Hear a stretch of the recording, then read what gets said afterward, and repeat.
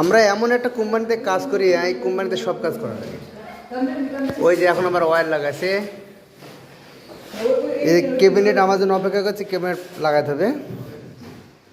এই যে দুই হেড মিস্ত্রি, মিস্ত্রি ওকে কিরজামা চিপা শিক্ষিত লাইও। এই যে একটা শ্রদ্ধা কি মুরব্বী মুরব্বী মুরব্বী মুরব্বী ও মুরব্বী। হ্যাঁ, এই যে স্ক্রিন, এখন স্ক্রিন চলছে।